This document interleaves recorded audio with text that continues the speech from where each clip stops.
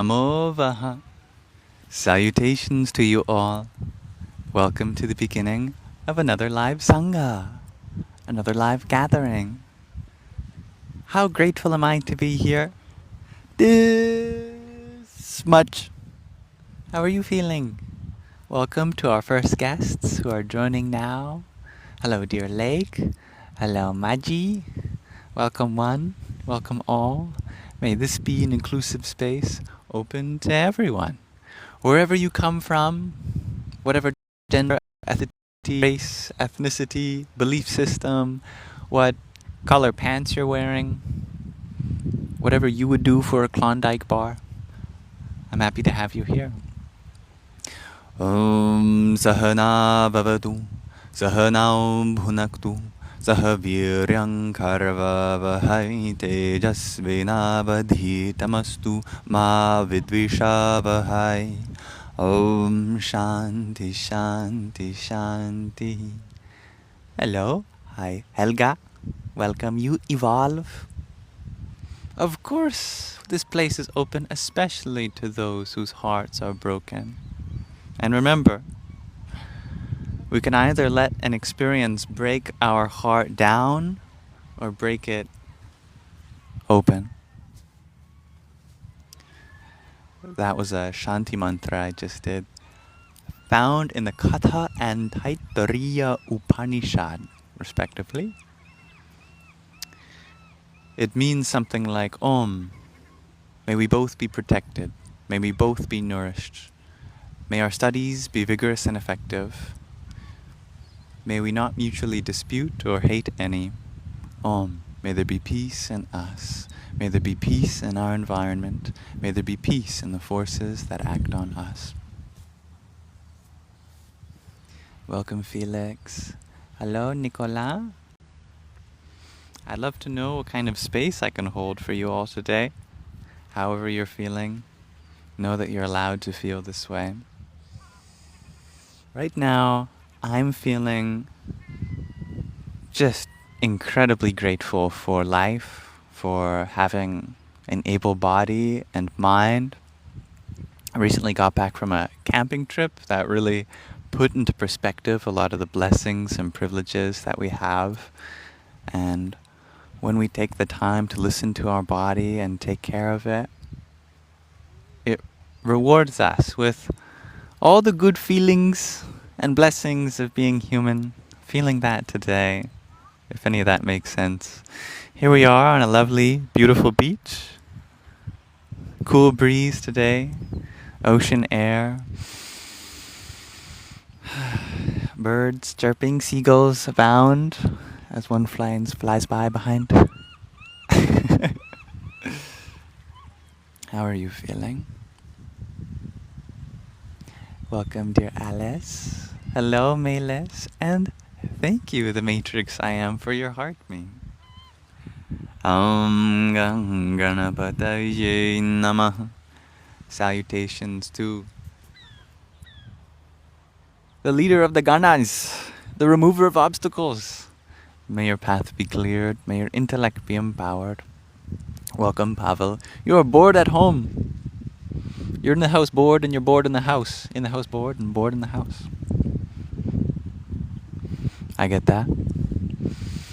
I think boredom is one of the most useful feelings, which is ironic because when we're bored, sometimes we feel lazy, that we could be doing something productive.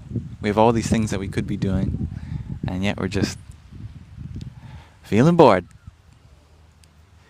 Yet boredom is so important psychologically.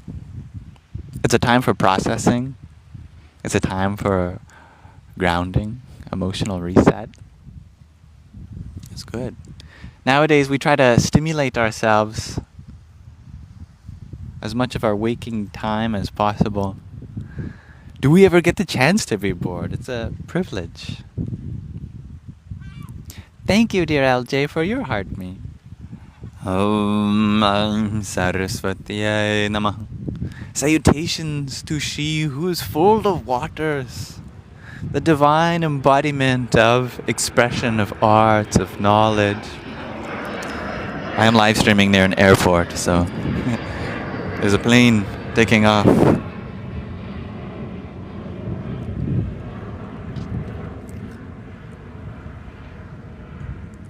Hello, Vara. You evolve, you're wondering, how long have I been studying my religion? Well, to answer that question, I first have to have a religion. I feel free of all such associations. And you're wondering, how long did it take to embody? I feel like I'm still learning every day. Every single day of my life, I've been learning more about what it means to be human, what it means to be a part of something that we can call divine, that is this whole universe, from the largest structures all the way down to the most minutest particles. It's all divine, and so many cultures of this world learn to express it and understand it differently. I'm very much drawn to many of them simultaneously. What do you feel drawn to? Do you have a particular faith, spiritual tradition?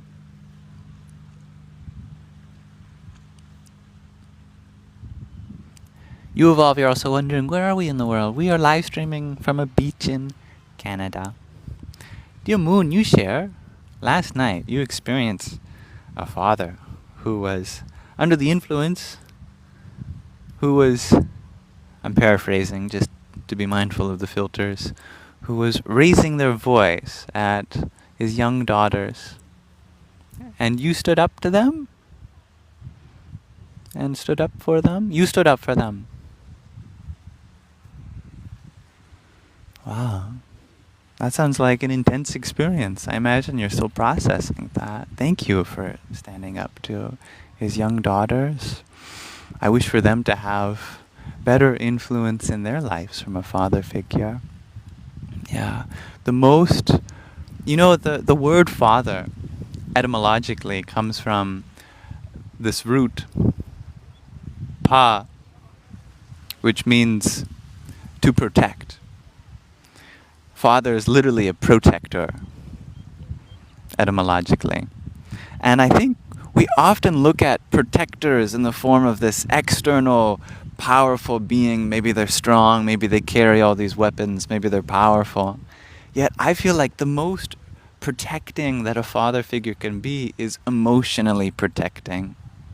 One who is a safe space to be around. That's spiritually protecting. I wish that for them.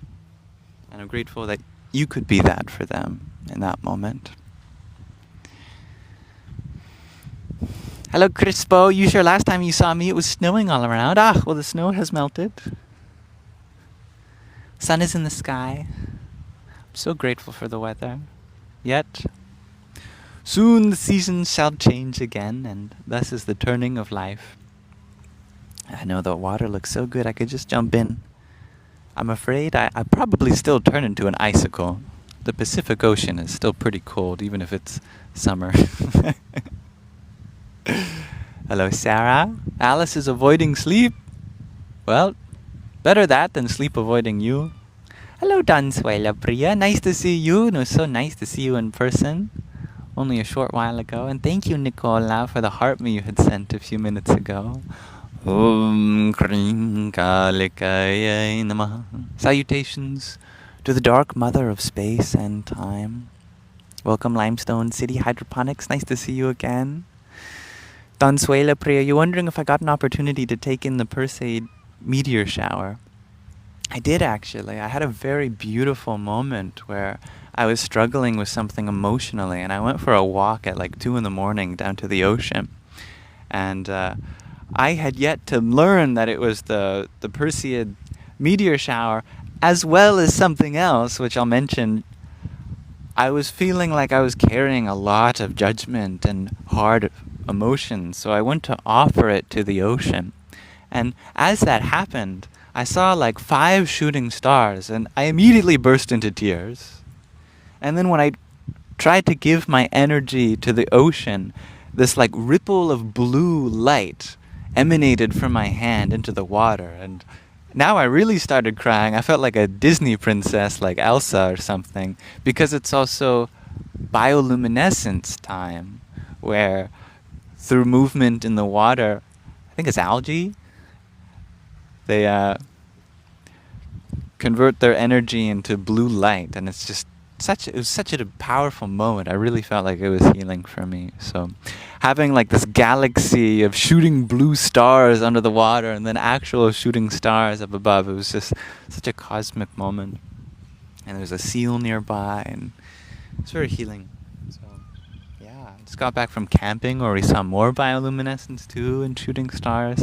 I feel like I've done a lifetime of healing in the last week. So I'm grateful to share that with you all here. What about you all? Have you all seen bioluminescence or shooting stars? Thank you, Nicola, for another Go Popular tune. Radhe, Radhe. Hello, Mary Sunstar. With the Matrix I am, you're wondering if I do any chi work. Probably, although I work generally under the vocabulary of a different system, usually in the language of Sanskrit. I think what one would call chi in Chinese systems, in Sanskrit we'd call prana, flow of energy through the body. So many equivalent terms across different cultures. Pranayama is the conduct of the life energies. I do that when I'm breathing, when I'm meditating. What about you? Philip, you believe in the universe? Me too.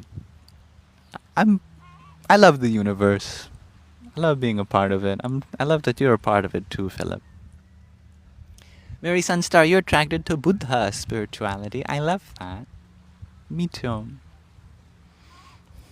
Hello, Valerio. Nice to have you here again. You evolve. You feel the same as me. Golden nuggets of wisdom everywhere. Oh yeah. Any spiritual tradition can be a gold mine. Reality is your school. Well said. And thank you, Nicola, for a rose as well. Om Kamalyar Mahakalikaya Namaha. Salutations to the great goddess of space and time.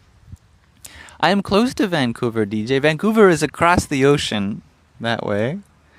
I have to take a long ferry ride to get there. I'm on another place named after that explorer. It's Vancouver Island, which is confusing to people who live outside of Canada, or even people on the other side of Canada, that Vancouver, the city, is not on Vancouver Island. So I live in a different city than Vancouver, but named after the same explorer.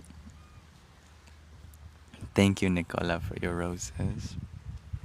Back to what Moon was sharing about last night with the father. You shared it was very hard. They were crying, and you told the father that you were that little girl and that he was hurting them.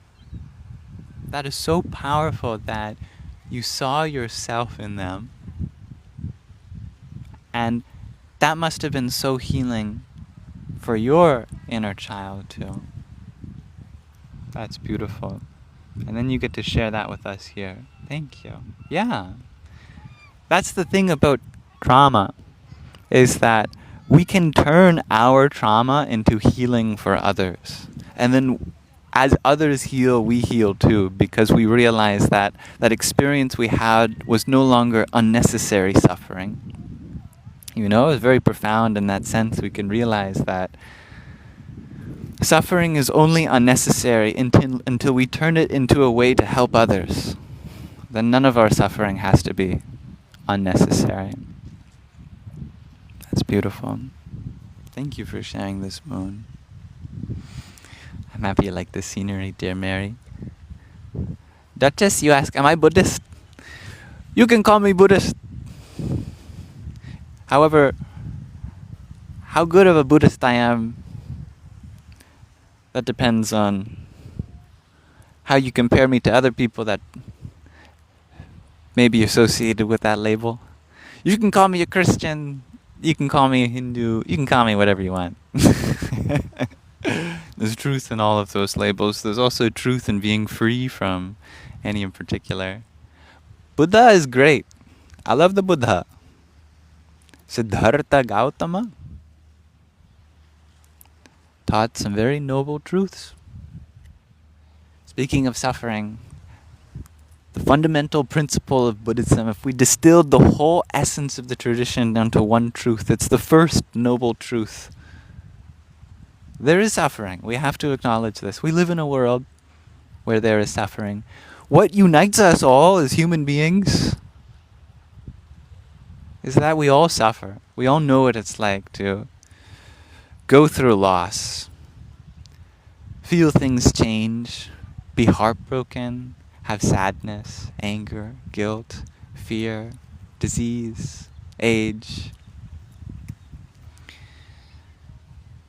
That, therefore, becomes some universal sharing. How can we learn about each other's suffering? How can we attend to each other's suffering? How can we transmute our suffering into something better? And I love that as the essence of Buddhism.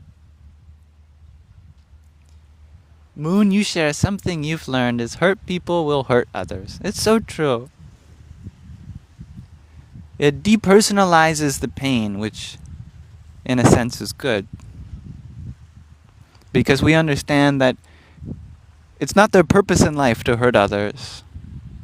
They have a greater purpose in life, just as we have a greater purpose in life. But when we are hurt, our purpose gets redirected to taking care of ourselves. And if we don't take care of ourselves, then we project that onto others. And then the cycle continues. Yeah. I love your wisdom, Moon. Salutations to the moon. Today is Chaturthi Tithi in Shukla Paksha of Shravana Masa. This is a bunch of Sanskrit terms. Is the fourth lunar day in the waxing fortnight of the lunar month known as the listening month, Shravana. Today's lunar day in the Vedic calendar is traditionally dedicated to Ganesha, the elephant-headed god of India, one who represents divinity in the form of intellect empowering, path clearing. And on all such days I live stream. So if anyone wanted to know when I live stream, you can check out my lunar calendar. Shakta.ca/calendar. You can also make your own lunar calendar. I've been living off the lunar calendar for one lunar month so far, and wow, I very much recommend it. Solitary confinement. You ask, are politics important? I'd say no, but policies are important. Sometimes I think we forget the origin of words and where they come from. Politics comes from policies, and the policies in the lands that we live are so important. We need beneficial policies that are inclusive to everyone, as well as other organisms in our ecosystem. Policies that help nourish ourselves and our environment. Politics is like the drama around the people who create those policies or change those policies. And that is all drama, right? Yet the policies themselves are absolutely important. How can we create systems that go beyond the partisanship of the policies? Because at the end of the day, we're just human beings all living on the same land together. What can we do for each other, and what can we do for our land? What systems need to change for us and for the people around us, for the beings around us? That is all important. Getting lost in the drama. Well, you learn a lot about our humanness because there's a lot of emotion involved. I believe like this, you believe like that. Yet we have to find some universal principles that go beyond the things that separate us. Because as long as we are arguing about something, then we're forgetting our shared values. And however different another person may be from us, there's something we share in common. That goes back to what we were talking from Buddhism. Suffering is one of them. Another thing is that we all live on this land together. We all live on Mother Earth. So it benefits us all to make sure that we take care of her. And as much as possible, try to get along. As difficult as that is, when there's some pretty deep-rooted traumas that we all have to heal from in order to do that better. One day at a time. Thank you, Inevitable, for your heart me. Aum Namah Shakti Shivaya. Salutations to the Divine Feminine and the Divine Masculine. The plane launching, taking off. Okay, I'm like 100 comments from the present comment, so I'm going to switch up from going comment to comment to just like whatever my eyes go to, more near the present of the interactions. At the very least, let me go through and just extend my gratitude to those who sent a gift, so I know that you are acknowledged. Calypso, thank you for your heart me. Namo Bhagavate Rudraya. Salutations to the one who roared this universe into being. Thank you, Prem Samarpan, for your quintet of roses. Madanaya Namaha. Salutations to the God of Love. Thank you for your multiple roses, in fact. And thank you, Adob Darker, for your heart me. And your Go Popular. Aum Bhuvasva Tat Saviturvarenyam Bhargau Devasya Dhimahi Dhyo Yo Na Prachodayata. Salutations to the sun, the one who dissolves all darkness within, divine, worthy of our meditation, and propels our intellect towards enlightenment. Thank you, Henri, for your heart me. Yogeshwaraya Namaha. Salutations to divinity in the form of masterful yogic practice. Thank you, Johnny Ringo, for your heart me. Haum Jum Trambakam Yajamahe Sugandhim Pushtivardhanam Urvarukamiva Bandhanan Mrityur Mukshi Yamamritata. Salutations to the three-eyed one whose fame is fragrant, the great increaser of nourishment. May you sever us like the cucumber from its stalk, from our mortality, but not from our immortality.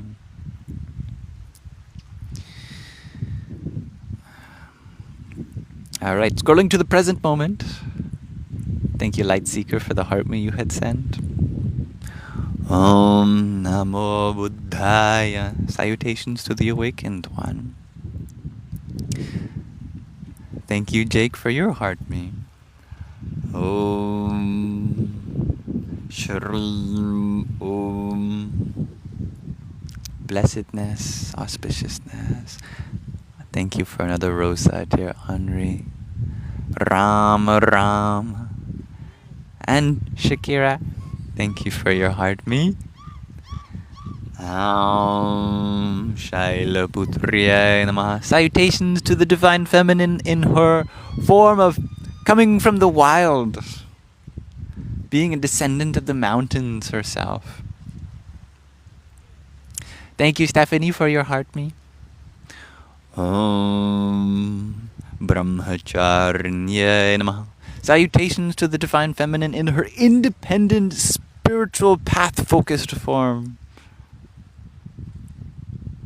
And thank you, everyone, for your patience as I just scroll through and thank everyone for those who sent a token of their appreciation. And thank you, Zay, for the rose that you had sent. Om Brahm Bhairvaya Namo Namaha. Salutations to the Divine Masculine in their form of fierce protection. Hello, Gina. Hello, everyone that joined. And I have made it to the present moment in the comments. All right. So, good chance to take a breath again.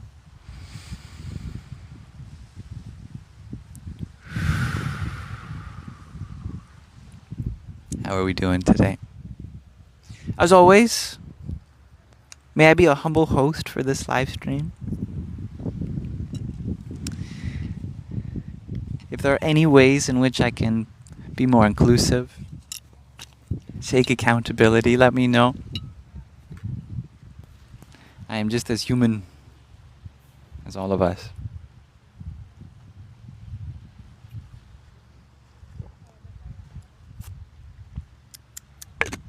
Got some green tea today.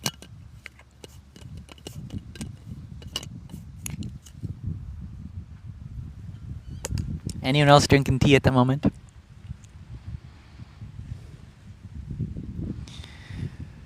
Dansuela Priya, you share, this place looks familiar. Is this the place where you had visited at?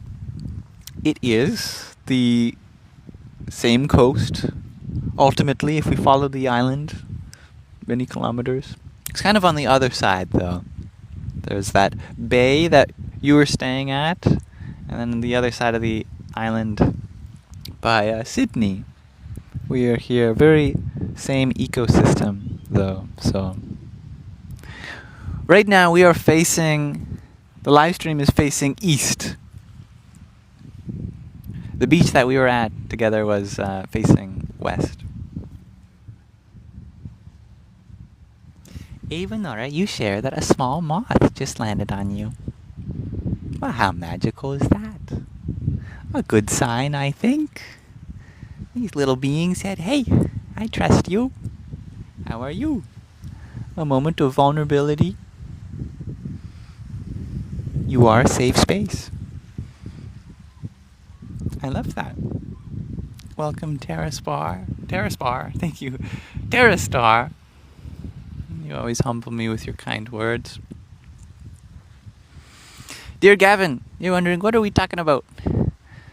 What would you like to talk about? We've been exploring a bunch of ideas thus far.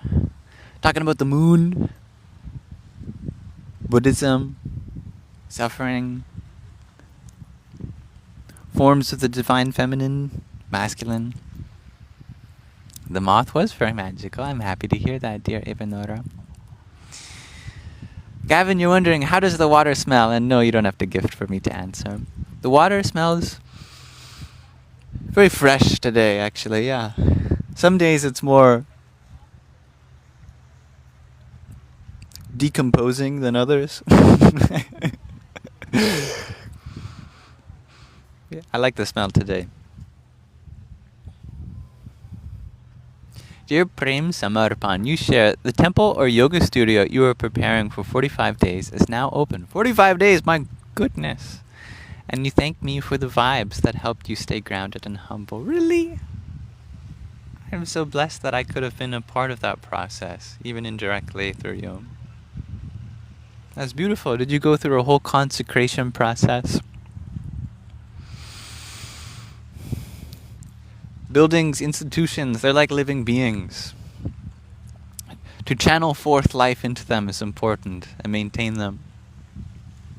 It's a kind of an inversion of our body.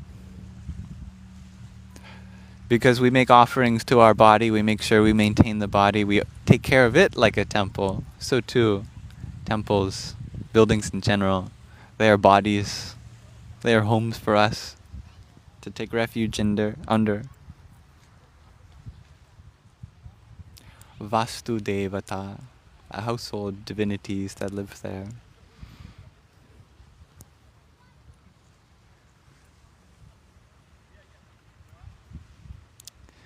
And how do I pronounce your lovely name? Is it Adna?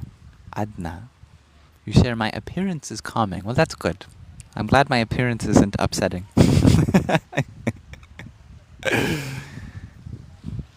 I feel very calmed by the ocean.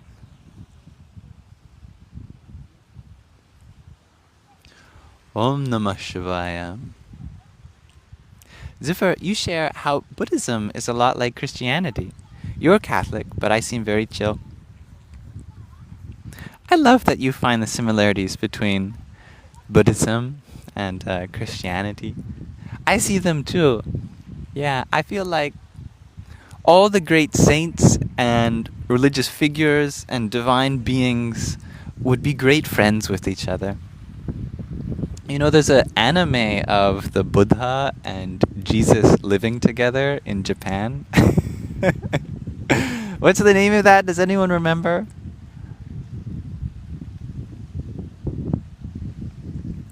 It's a great little anime. I recommend that. Dear Ava Nora, you asked for any advice on getting rid of tension in the throat chakra. Ooh, I love this question. Well, what does the throat chakra represent? It's obviously associated with the throat. This is literally the bottleneck of our system. What is it in between? Because the chakras, they form a sequence. And so it exists relative to the one below it, the Anahata Nada chakra, the cardiac plexus, the heart chakra, and the one above it, the Ajna chakra. This is the... Oh! There's an otter coming up the beach next to me. I would show you. They just went under a log. Looks like with a fish or a crab or something. That was fun. Throat is what connects the heart to the third eye, right? So, here's the question. What direction is it bottlenecked? Is the third eye struggling to communicate with the heart? Or is the heart struggling to communicate with the third eye? This is a way to look at it. Gina, you shared that I didn't see the gifts that you sent. I'm sorry, Gina. Let me scroll up. I want to make sure I acknowledge you. Forgive me. You sent it. You're awesome and I love you so much. Yes, you did. Thank you, Gina.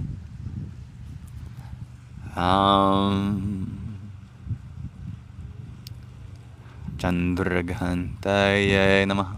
Salutations to the divine feminine. Who wears the crescent moon as the bell on her hair.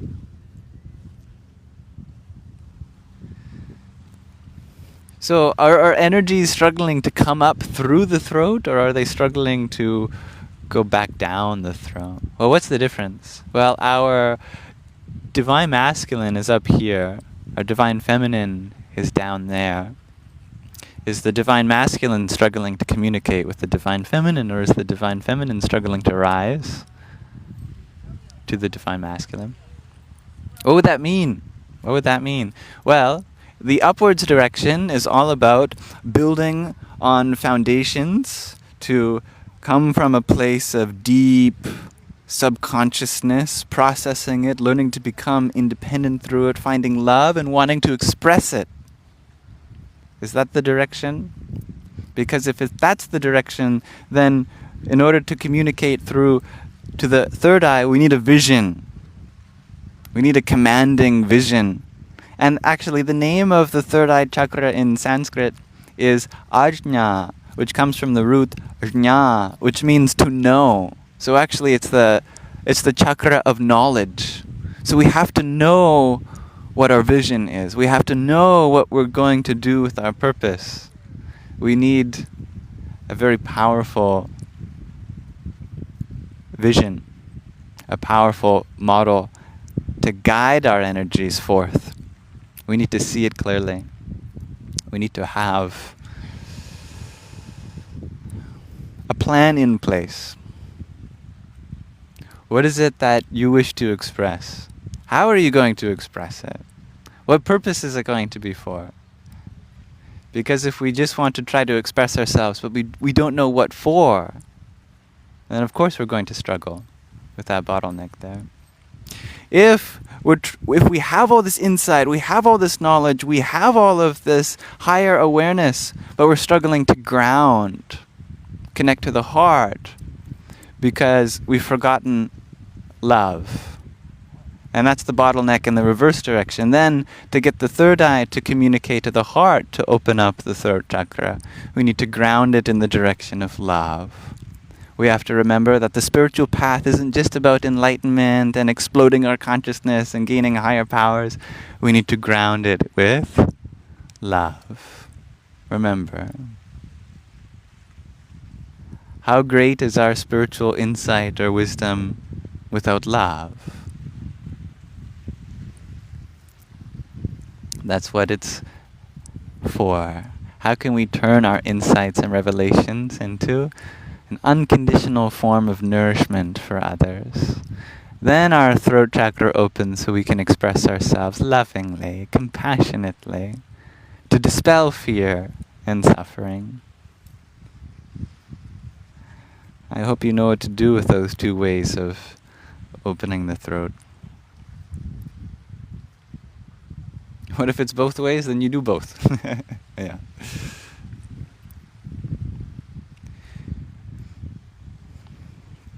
Then we need a vision of love and a loving vision.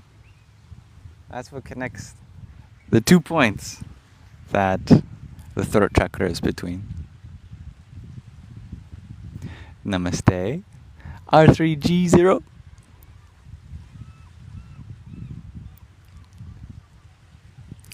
Iron Grey, you ask, how do you love in suffering? If you are suffering, then you have to love yourself first. Because this whole existence takes place in a series of layers. And these layers have to be able to communicate with one another in order to reach the more distant parts of this world. You know, people and the things around us that are out there, first we have to take care of what's closer here. Because if there's a lot of love in here, which there is, and there's a lot of room for that love outside, which there is, then we need to connect that love that's in here with what's out there. In order to establish that connection, we have to love the things that are in between. To clear the path through love. If our body needs taking care of first, then we have to give love to the body. If our mind needs taking care of first, then we have to give love to our mind. If our daily routine needs some love, then we have to give love to our daily routine. These are all the things that exist between us and the people and the things around us. And even while focusing on the things in between, we're still loving them by showing them love through how they can take care of themselves also. We can only teach others how to love others by loving them. And we can only teach others how to love themselves by loving ourselves. I cannot teach you how to love yourself by loving you.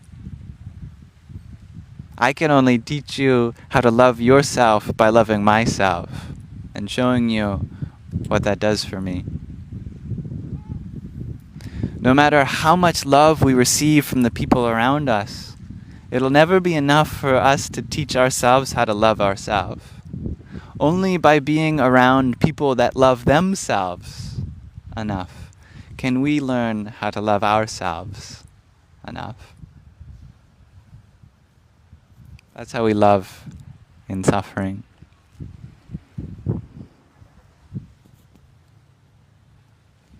Thank you, Lynn, for your heart me.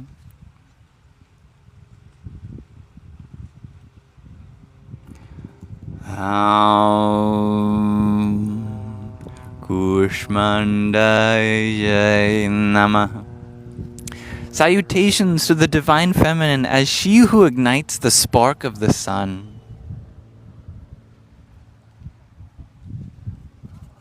Something had to ignite the thermonuclear fusion in our nearest star that is the sun. Her name is Kushmanda. I love that. There's a divinity for everything.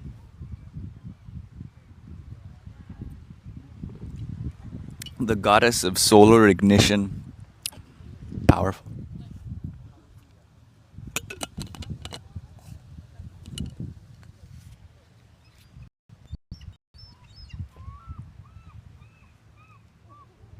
Thank you, Blunts, for your heart, your pair of roses, and I go popular. Skandamatre Namaha. Salutations to the Divine Feminine as the mother who births. How can I translate Skanda? Skanda is divinity in the form of victoriousness. Salutations to the Divine Feminine as the mother who births victoriousness. Thank you, Prem Samarpan, for a heart me. Kalaratriyai Namaha. Salutations to the Divine Feminine as she who is the darkness of night herself. The student of the Spirit, you had asked, how do you be more yourself and stop doing things you don't actually want to do?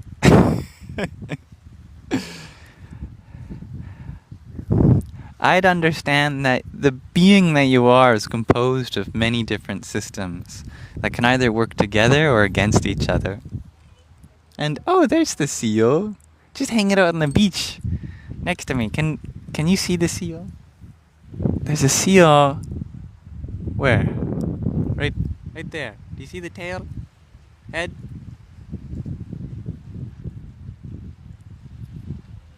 Or did I say seal? I meant a sea otter. That'd be a very small seal.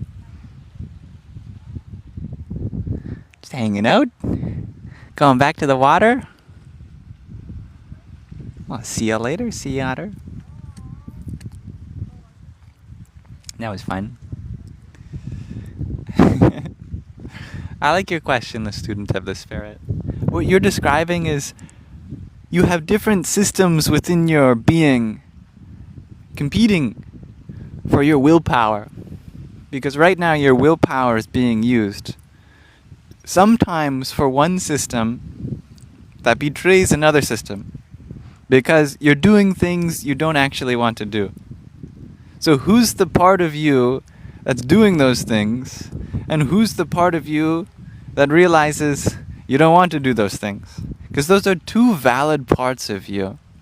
A part of you does want to do them. That's why you do them. But what part of you is that? Is that a part we've internalized from somewhere else? If so, where did we get that habit from?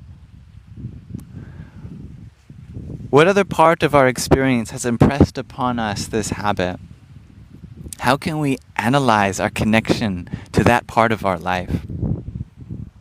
And what part of us is being fulfilled by that action, even if another part of us doesn't want that? Because we still do it for some rewarding reason. What can we do instead that gives us similar, if not better, feelings? Like, for example, suppose someone has a certain addiction to a certain substance. What biochemical feedback mechanism are you engaging in that you could engage with in a different and healthier way? For example, if we search out substances that get one high, like substances that contain cannabinoids. I have to be careful with my words in case any automatic filters get flagged. There are substances in nature that contain cannabinoids. Yet there's also pathways in this body that produce endocannabinoids, the same type of molecule that engage with the same receptors in our body and brain, yet produced from the activities of our eating and our behavior. So what ways of eating and living would produce the same high? Because you can. Look at a child. They're high. A loved child is someone who's high on life, right? You put someone who's high off substances next to someone who's high off life, like a child, they're very much the same type of energy. How can you be like a child in that way? That's just one example. Whatever we are striving to get from the external world, often we can develop that within ourselves in a different way. So, therefore, rather than judging ourselves for what we get, ask the question, how can we generate that instead?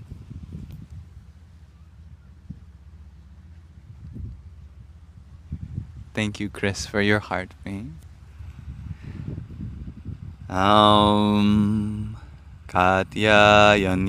namaha. I actually need to remember what the etymology of this name for the Divine Feminine is.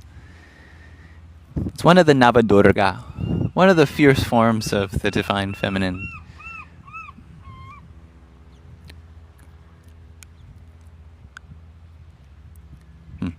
Yeah.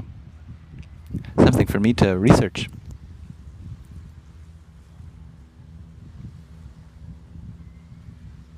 There's a good relevant quote, Ziffer. Romans 7:15. For what I want to do, I do not do. But what I hate, I do.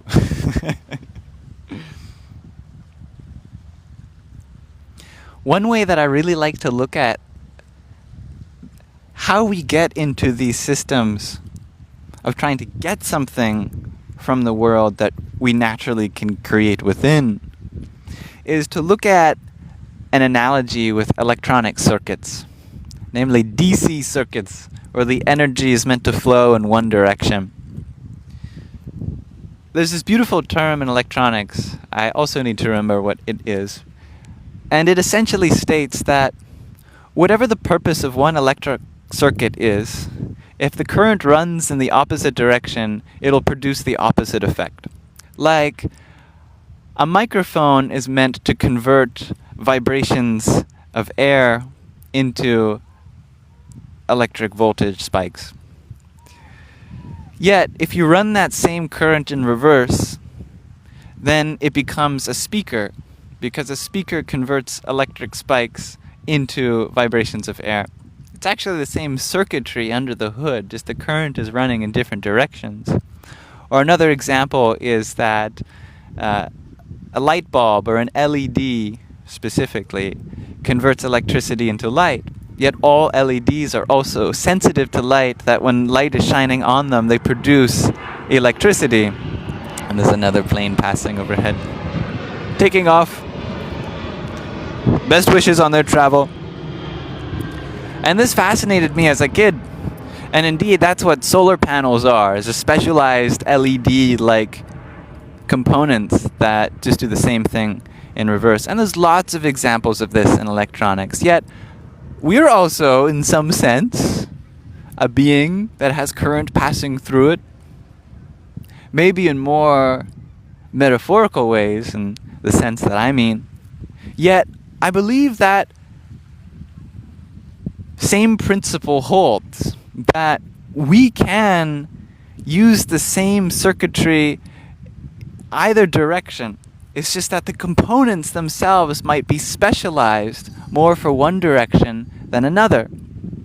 And if you're following me, just like how technically speaking a microphone with the current running in reverse acts as a speaker, it doesn't work that well as a speaker.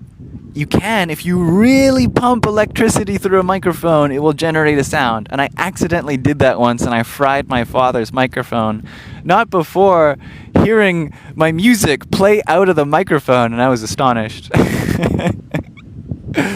He wasn't too happy about that. But likewise, our sensual circuitry is meant to flow outward, not inward. But through the pursuit of highly sensual experiences, we can invert the current and get it to work in the opposite direction, but we burn our circuitry out by doing so. When we're trying to search out sensual experiences of sight, of sound, of taste, of smell, of touch, and we can do this through certain compulsive habits of eating or taking substances or behaviors, then we can invert the current and get our components to activate in the other direction, and the system lights up. Yet it really isn't meant to work that way, and there's a law of diminishing returns, because as our circuitry begins to fry, we have to pump more and more current inwards, and we feel this great need to amass more and more experiences for ourselves.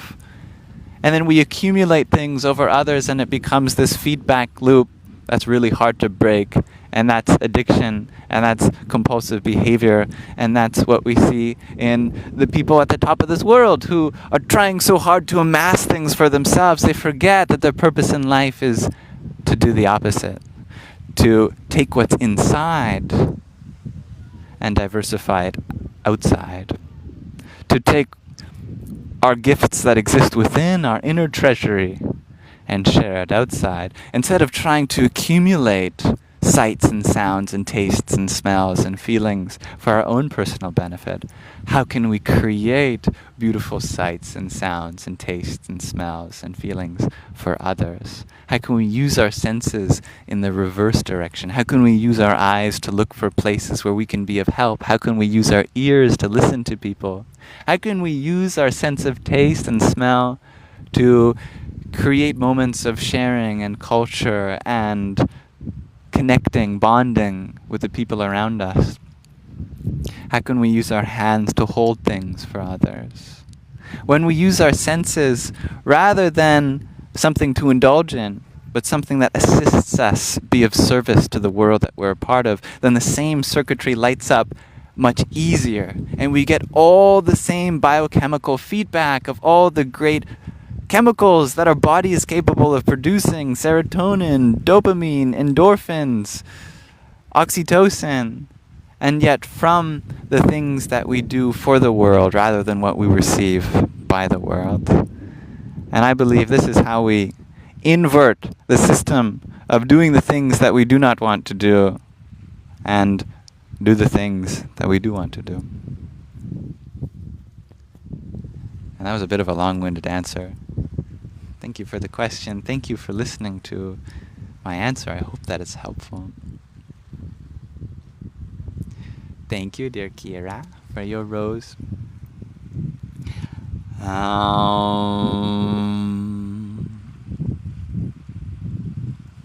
Mahagauriya Namaha. Salutation to the Divine Feminine in her great form of compassion.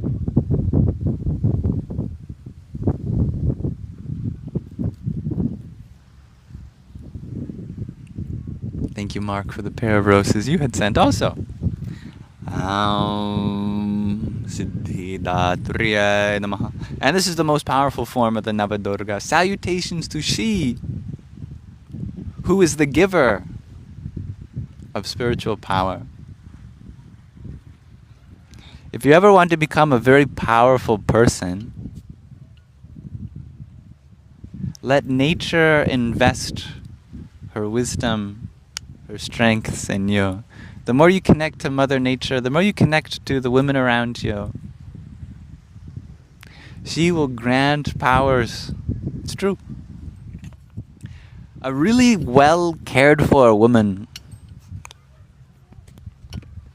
is the greatest treasure trove of supernatural abilities. When a woman is in tune with her intuition, she is more than a goddess.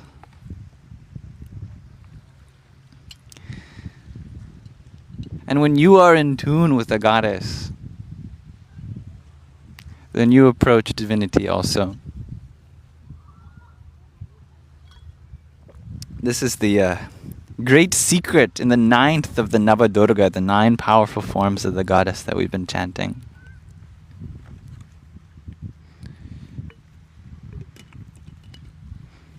You can also find such things in Mother Nature.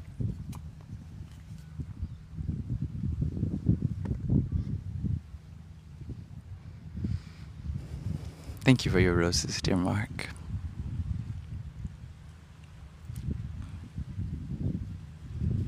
Thank you for finding beauty in that, dear Colin Rose. That's how I pronounce it. Thank you, dear Gina, for your love you so much and you're awesome.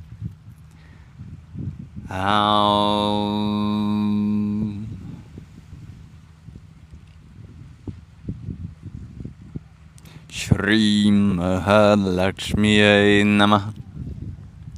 Salutations to the Divine Feminine as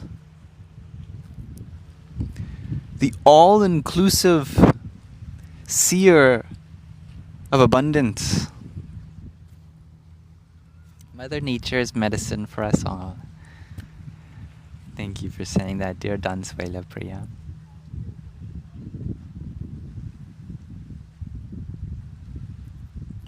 MN, you ask, am I vegetarian?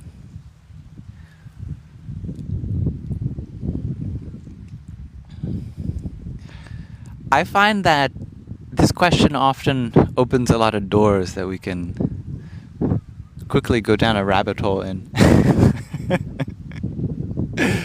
In the interest of saving time and opening up space for other things, I'll keep it short. That every body is so different, you know? Although I eat an entirely plant-based diet, there are other things to focus on than one's diet. What matters most is if you're covering your nutrition, of course, and if you're eating in alignment with the ecosystem around you. Yeah, it is a big thing, taking care of this body, taking care of this temple. Listen closely to it. Everyone's nutritional needs may be different.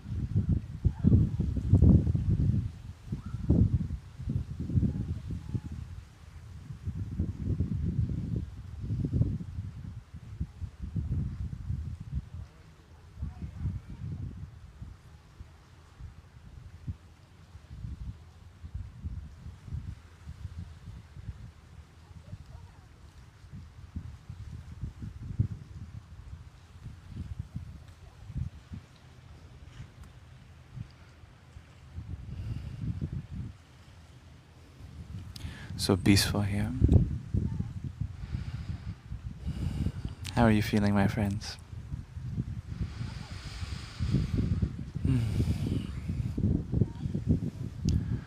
Soon we shall wrap the live stream up in the next half hour or so.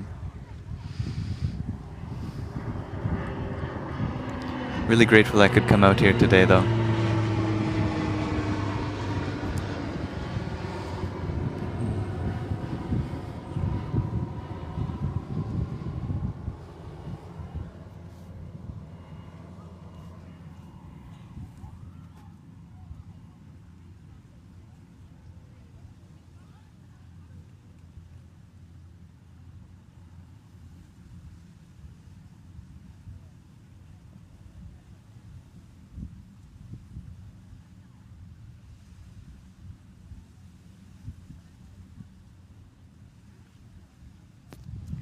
Here is my goddess. Hello, lovely. Someone got some food.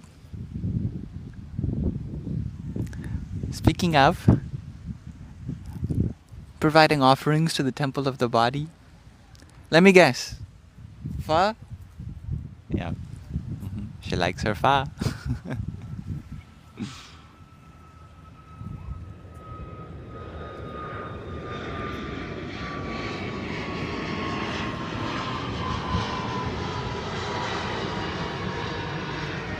You are feeling good, dear Gina? I am happy to have you here. Hello, dear creature. Hello, beautiful. Kiera, you're wondering if I'm a gamer and if I've heard of Outer Wilds. You think I'd enjoy? You know, Outer Wilds, that sounds very familiar. Have I seen a trailer for this? I may have. I have yet to play it. Have you played it? I love the name already, Outer Wilds. I love games that place you in nature. Actually, I recently started this is very random, yet for me it's totally in alignment with my life. I've been a gamer since I was a little kid. I love playing video games.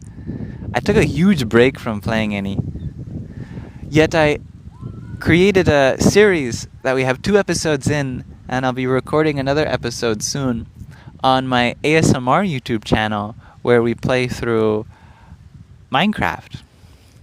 Specifically, a mod pack called Cottage Witch. And it also takes place in nature. Has very beautiful atmosphere, environment, and scenery. I just try to talk very soft-spokenly, and we go through little adventures together. You might be interested in that. Everything that we do is linked on my website, shakta.ca. SHAKTA.ca. I'll have to check out Outer Wilds, though. Yeah, I started an ASMR channel. Oh, a little umbrella. Thank you, my love. I actually like the sun on my face right now, though. It's been quite a while since I made anything on the ASMR channel. The channel itself is called Yum Shakta, just like my username here, space ASMR. What I love about video games is they allow us to interface almost directly with our subconscious. It's kind of like dreaming, because we get to channel different aspects of ourselves that otherwise would be quite rare to experience in the waking world. Getting to be certain characters and personalities, learning all sorts of lessons, processing things, is very fun. Yona, you share, when you see my live, you say, yam yam, or like, yum yum. You're so funny. I think Gina does that too, right? I'm known by many names.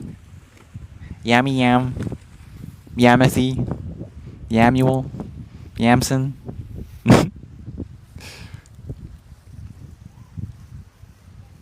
Dear creature, you had asked, what's the best way to relax when anxious? Oh, I've been feeling a lot of anxiety lately, so this is a good question to ask. Yeah.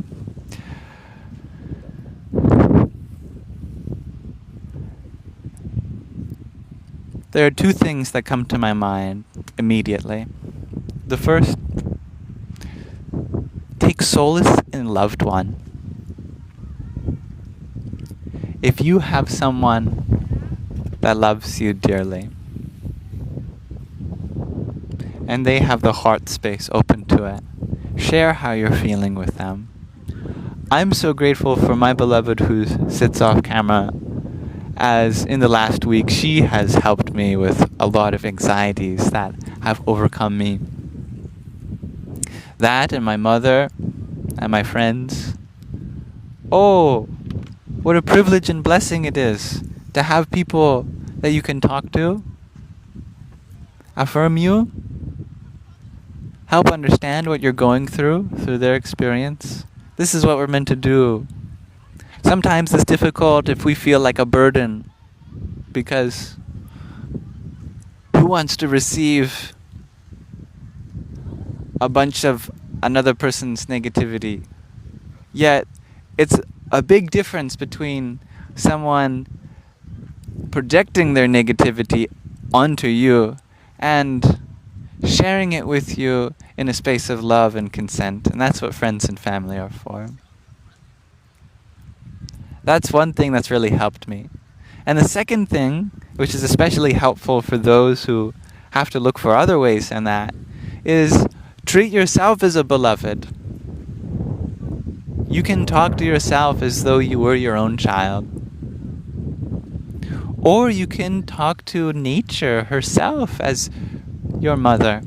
I've done that lately too. The first thing to do is grab a hold of your thoughts by the reins of the buddhi, the intellect, and very calmly redirect your mind one thought at a time.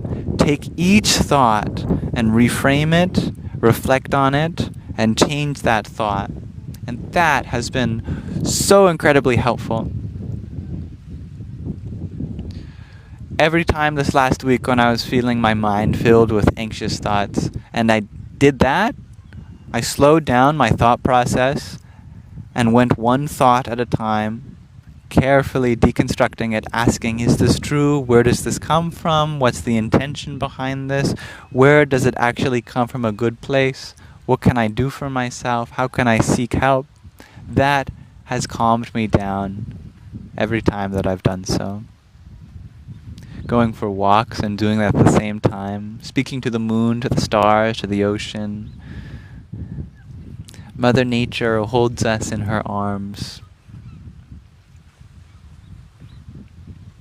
Those are the two things that I'd recommend. Seeking consolation in a loved one, or seeking consolation in yourself, or nature.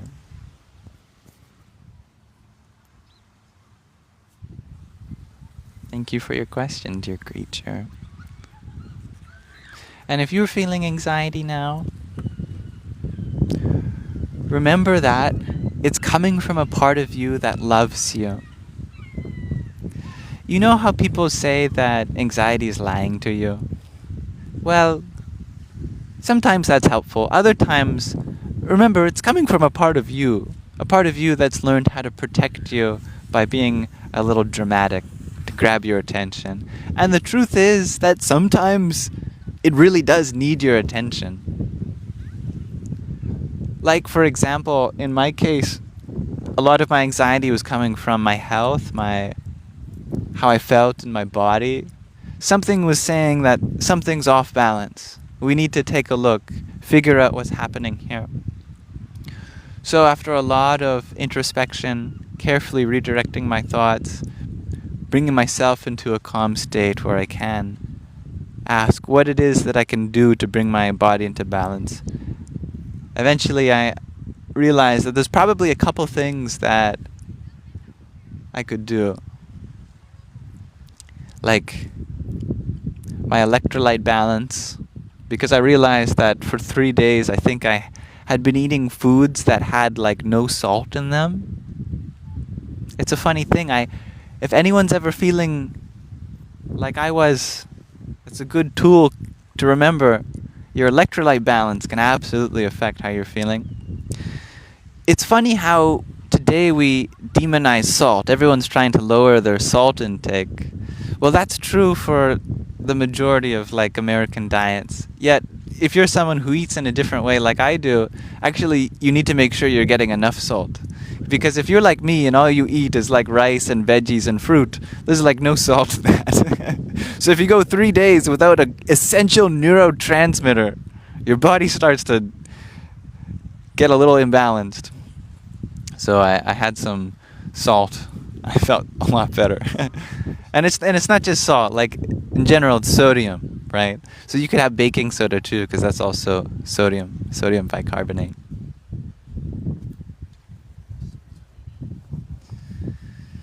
Another thing was my iron.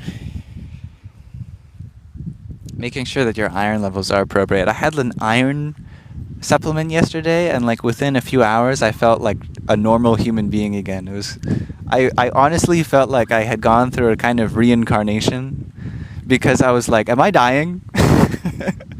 I got to the point where my body felt so separated from my consciousness. I was going through the process of like grieving this life. I'm like, I am too young to die.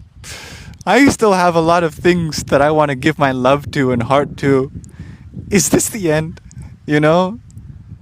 And I was just taking it one day at a time. I thought, if I'm going soon, I'm going to love every moment. I'm going to brush my hair and just love the fact that I have hair to brush right now, you know? And I really felt like a certain kind of death happened for me.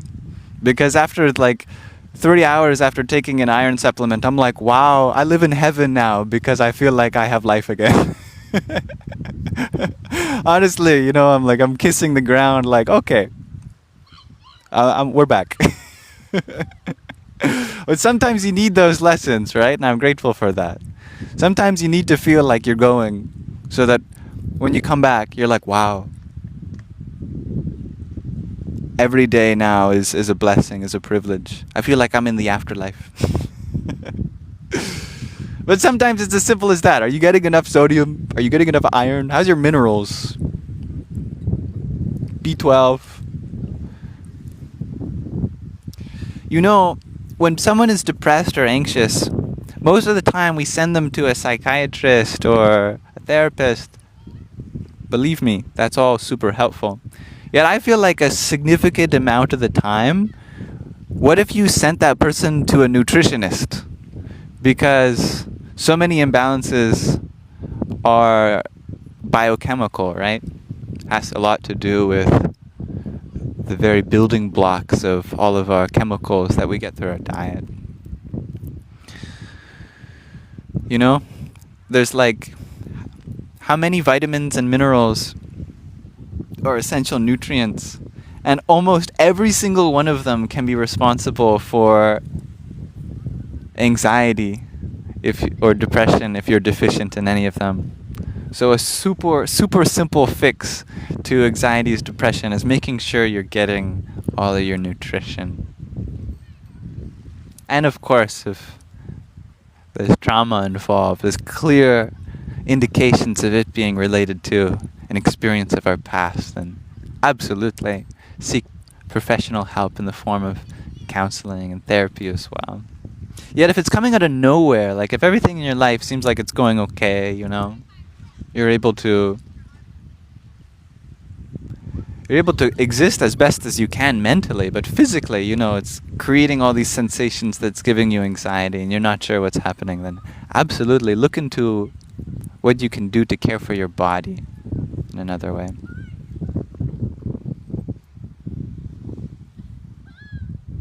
Thank you, dear mermaid, you, for your heart me.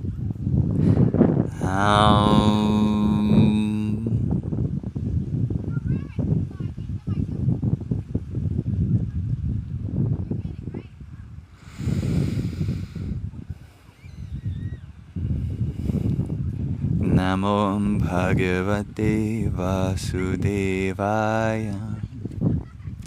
Salutations to the divine as the personal one that emerges from the underlying everythingness. Anyway, I hope what I shared about my personal experience helps others. Dakota, you're wondering what kind of movement is helpful? Just walking, yeah. That can be enough, absolutely. Also simple stretches. The lot of tension, of course, is stored in our body. Releasing that through stretching is great. Walking is great also. You give yourself so much time to mentally and physically process through walking.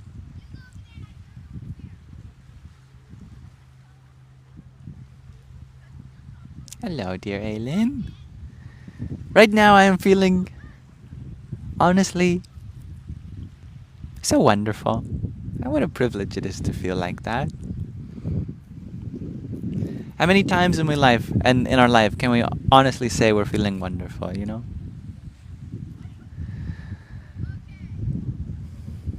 I really want to give everyone the affirmation that if you're feeling like things are really hard for you right now,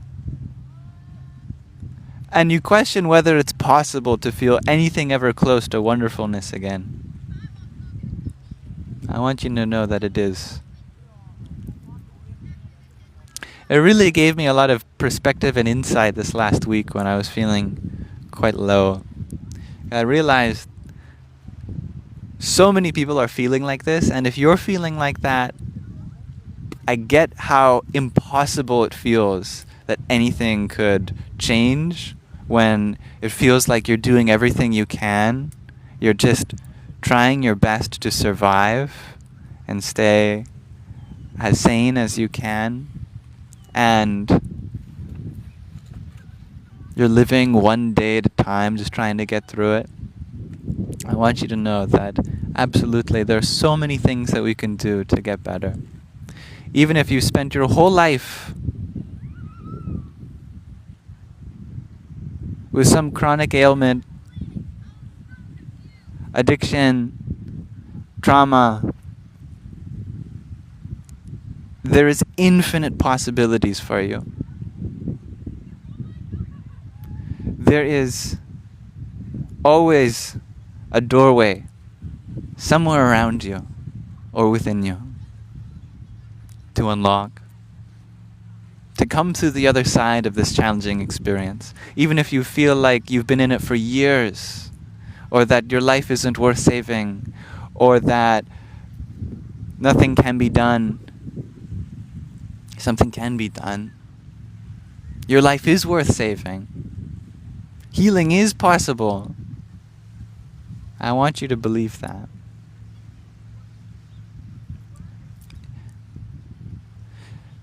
Can we really live in such a beautiful universe, and yet your story is meant to be so sad?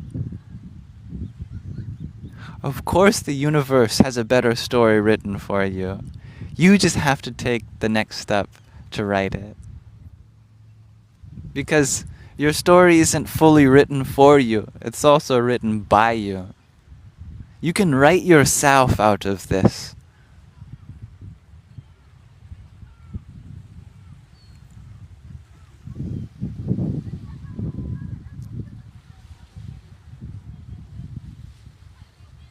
Kira, you share, you truly needed to hear that. Spectra, you share, it feels like the further you go, the more you feel out of place in society. It's so hard, man, but you're trying. I know. For so many of you, for us, we are going through the hardest thing we've ever had to go through. And it is deeply difficult for others to understand how hard it is when it feels essentially impossible. We feel like we're compromising on life.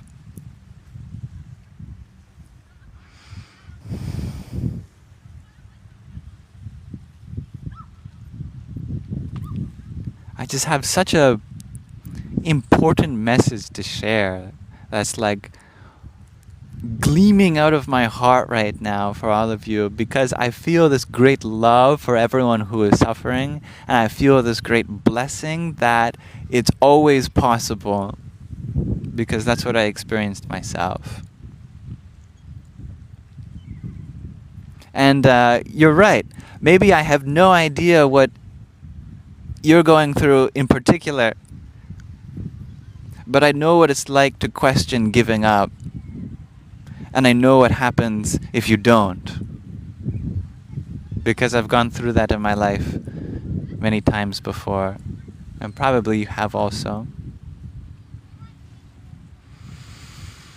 And I know that the universe rewards those who continue to love themselves. Because if there's any qualification for healing, it's that you are simply open to it above all else. Because if we do not believe ourselves that change is possible, how can we expect anything to change when it has to come from ourselves? And not from a place of judging yourself to do something better. Not about judging or doing anything better. It's not that anyone's doing anything wrong. No one's doing anything wrong.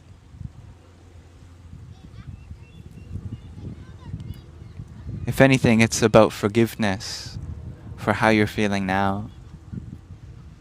If you have a moment to cry, let yourself cry. If you have a moment to hug yourself and say, I'm sorry, I love you, that's the first step. Because you can do this. And it takes considerably less effort than a lot of us think.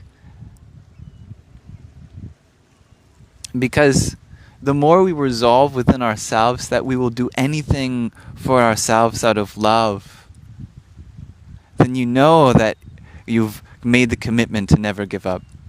And because you've chosen to never give up on yourself, then you know that the only way forward is to get better one day at a time.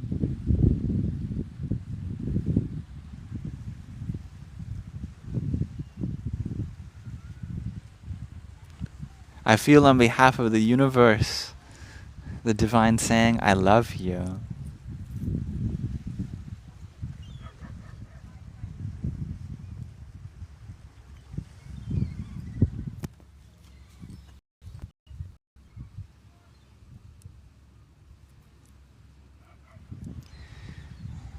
Yeah, that makes sense, creature. It's very hard to open up. You've been trying to do so. You can feel emotions. They gotta come out. They're meant to come out.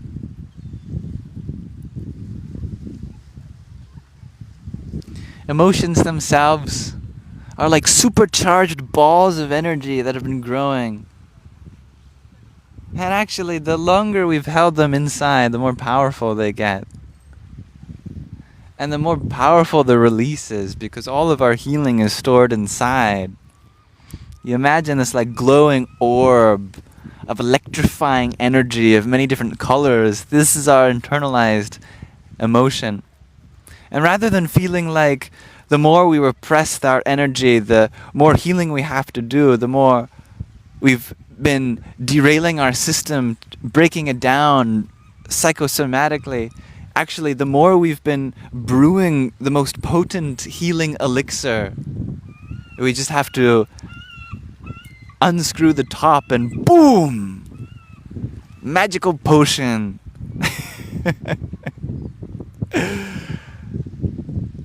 Fireworks go off! I'm dramatizing. But seriously, what is more healing than letting all of that which has been stored within us come out? However long you've been hurting, that much healing is available for you.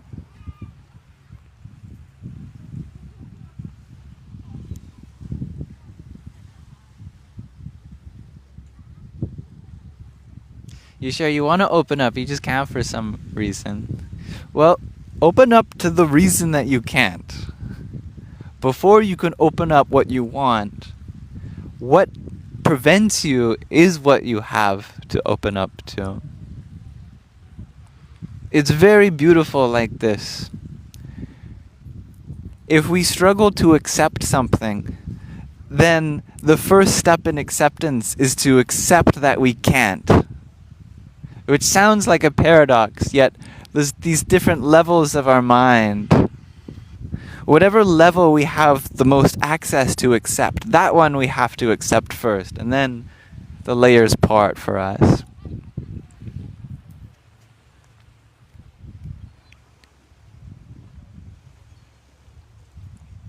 Like, for example, if you have difficulty opening up, and you see my beloved in the background. Look how tiny she is! Just a little goddess in my hand. If you struggle opening up, then open up about how hard it is to open up, you know? Because that's a lot easier. I remember this came to me when I had this belief that if what we say comes true, many of us have this idea that words are inherently powerful, then we become afraid to speak our fears because we don't want to make our fears come into existence, right? So I used to bottle up all my fears and never express them because I didn't want them to come true if I expressed them, you know? Because if I said out loud, I'm afraid to die, I don't want that to be like the signal to the universe to get him to face his fear, you know? But then I realized that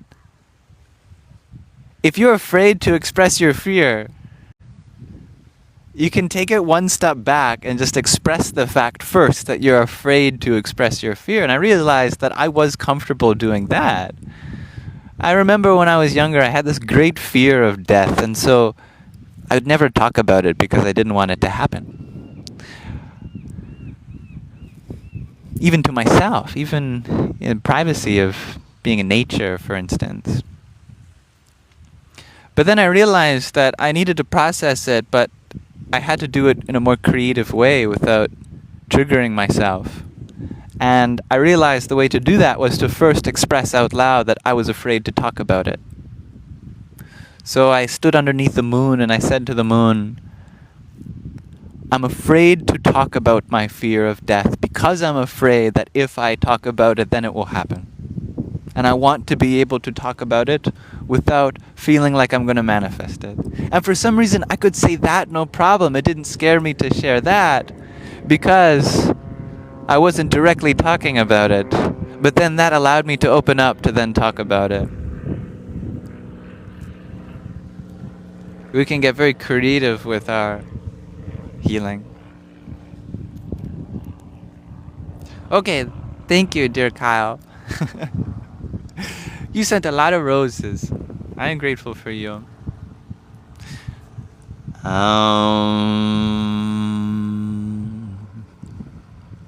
Kali Maha Kali Karlike Parameshwar Sarvananda Kare Devi Narayani Namostute.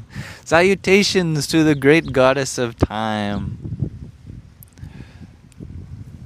Lady of the universe, who art the supreme giver of bliss to everyone.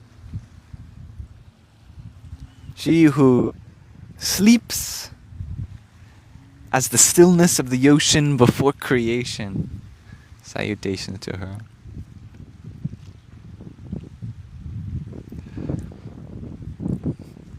I'm so grateful that we all can relate with each other's experiences of anxiety and fear of death.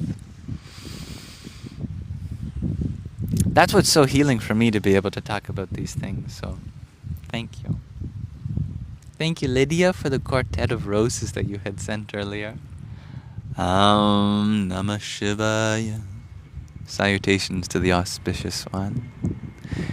Thank you, Sada Sarva Sambhas Sada Shiva, for your trio of roses. Om Sada Shivaya Namah. Salutations to the ever auspicious one. Thank you, Lydia, for all your roses. Much love to you, and for your heart me. Radhe Shyama. Don Suela Priya, you found in order to love yourself, you must embrace your vulnerability fully. Oh yes. Oh yes. Yeah, I think, okay, for me, I have to admit that every time I've ever opened myself up to the next step in healing, I had to first become this like weeping pot of sadness that just throws itself at the feet of the universe to do what it wills with. Because we make ourselves into something so hard to change. The universe is saying, I'm trying to help you. But it's like trying to mold a rock into some different form, when we have to become more like clay, soft clay. So we have to liquefy ourselves, throw ourselves in the fire of change. What does that mean? For me, it literally means like just breaking down crying sometimes, deconstructing everything we think we know about ourselves and just laying it out in front of the universe. Because sometimes the only way to grow is to prune off the parts of us that aren't growing anymore. Any gardener will know that. Let ourselves be pruned by the universe. So that we don't become an old prune.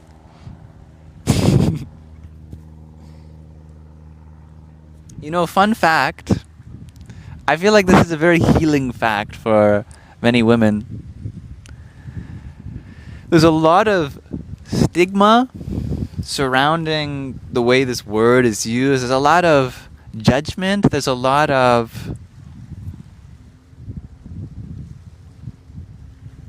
judgment. The word virgin, we use that in the context of describing a woman who's experienced intimacy, or has yet to experience intimacy. Yet the original etymology of this word is completely separate, and you'll see why this is related to what we were talking about in a moment.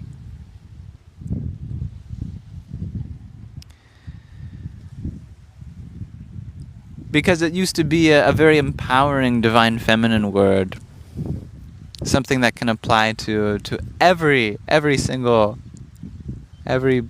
being, really, especially everyone who's in tune with their femininity. So this is a very ancient word which comes from this root vir, which means to grow or to sprout. And so a virgin or virgin in Latin is literally a young sprout. Someone that is blossoming as a part of Mother Nature. A leaflet. Completely different in meaning from what it got associated with over time. You know, we all have to become young sprouts again.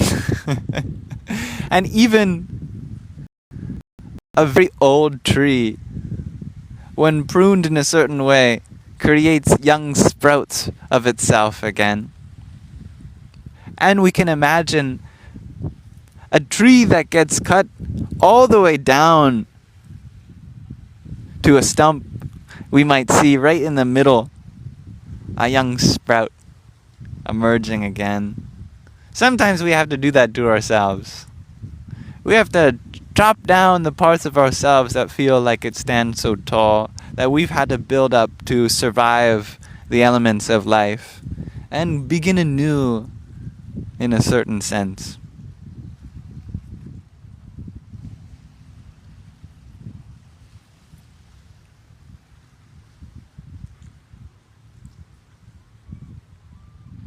Hello, dear Laura.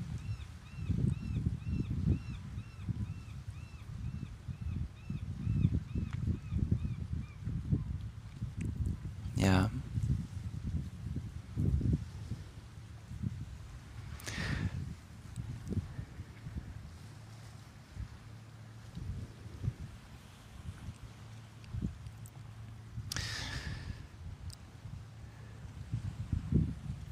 We are not human beings projecting our humanness onto the universe. We are universal beings projected henceforth from the universal source. So,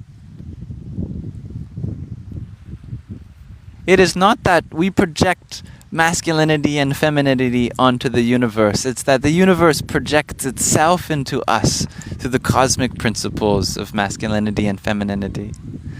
See, masculinity does not mean that you carry a weapon down there.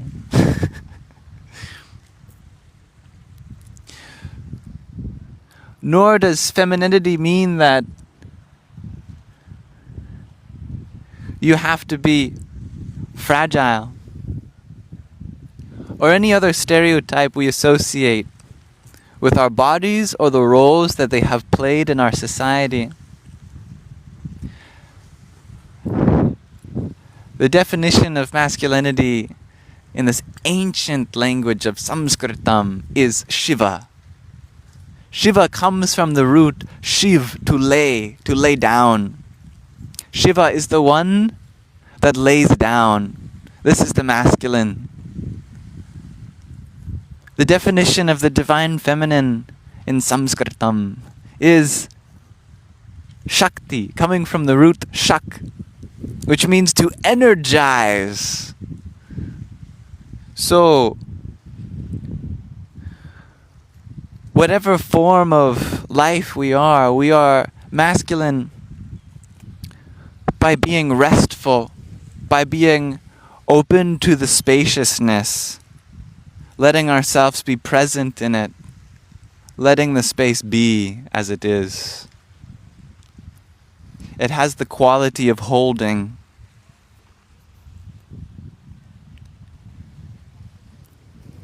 Yet, when we hold too firmly, then nothing can be feminine. Nothing can be energized. Nothing can be brought forth into movement and dynamism. And that is a part of us also.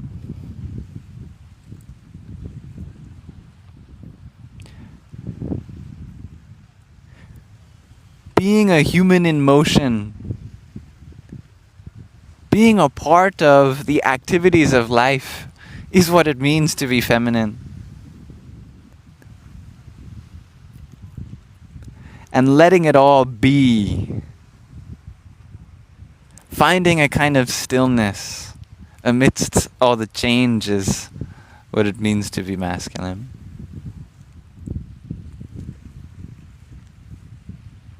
In order to grow, we have to be feminine. Because growth is a type of movement, and all movement is feminine.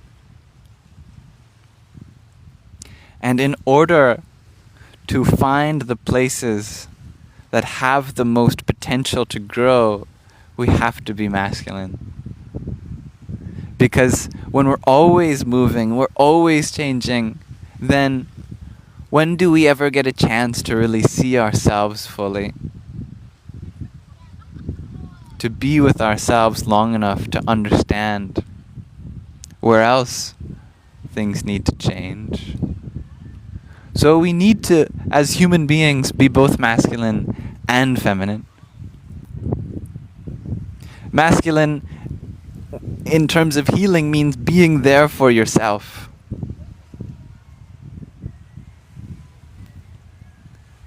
And the femininity in healing means having the courage, the courageousness in your own vulnerability to do something different.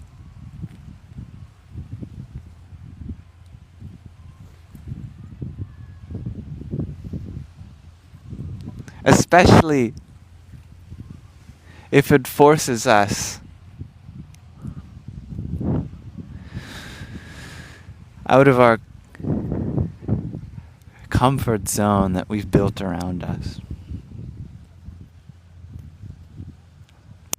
All right.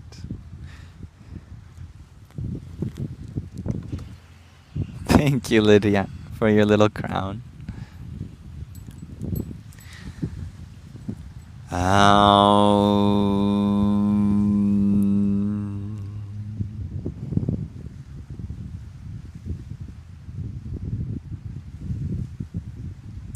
Mani Padme Hum.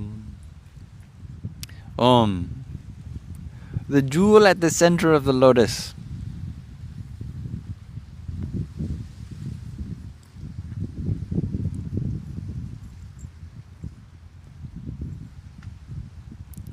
The lotus is the feminine. The jewel is the masculine. Both are beautiful.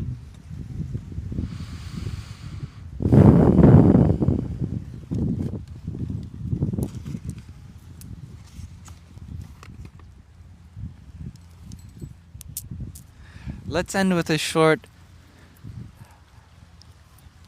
japa mantra dhyana, a meditation of chanting mantras. We'll do 108 repetitions. I'll use this mala of 108 beads. We'll go from the guru bead all the way back around to the guru bead.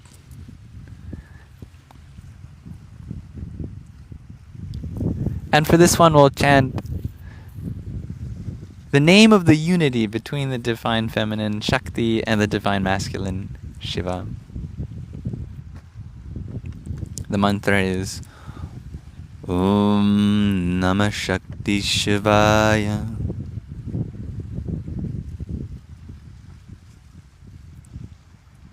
In doing so, may we find the acceptance of vulnerability within ourselves.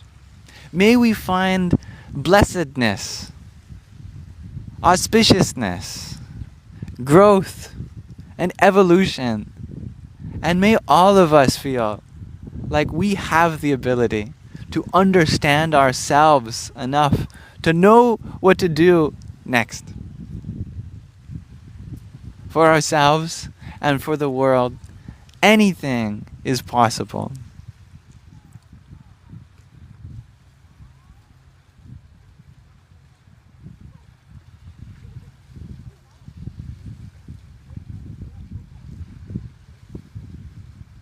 You are loved.